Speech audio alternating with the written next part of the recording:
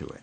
Many talented people don't achieve as much success as they could, unfortunately, because they sit back on their talent and never learn to work hard. That's what happened to Michael Jordan when he first started playing basketball. He had the talent, but he wasn't putting in the work, and the coach actually cut him from the high school basketball team. Boy, that was a wake-up call. He says, I was very disappointed. I started working on my game the day after I was cut. And he soon became the hardest working player in basketball, who made fun of the other players who weren't working hard. And that hard work is what made him the greatest basketball player of all time. So I'd say the real gift isn't talent, it's the ability to work hard. And we tend to underestimate work and overestimate smarts. But in the end, work wins over smarts. In fact, many successful people aren't the smartest. They just work the hardest. Francois Parenteau, who Business Week called the top independent analyst on Wall Street, said to me, I'm certainly not that smart. I can't even remember my own zip code. But he also says, work is a big part of my life. I think about investments pretty much 24 hours a day, 7 days a week. Nez Hallett III is CEO of Smart Wireless.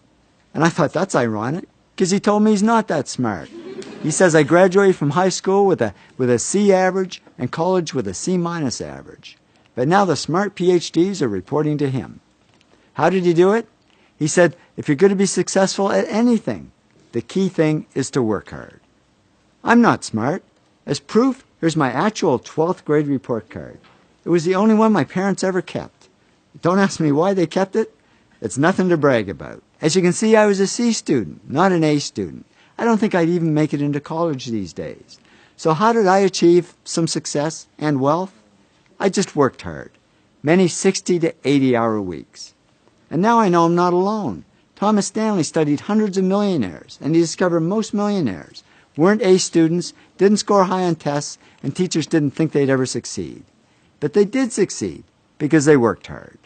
So the good news is, if you're not the smartest, if you're a C student, not an A student, the really good news is you can still succeed.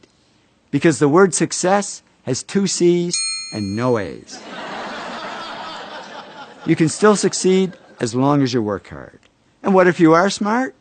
Well, I'm sorry, there's absolutely no hope for you.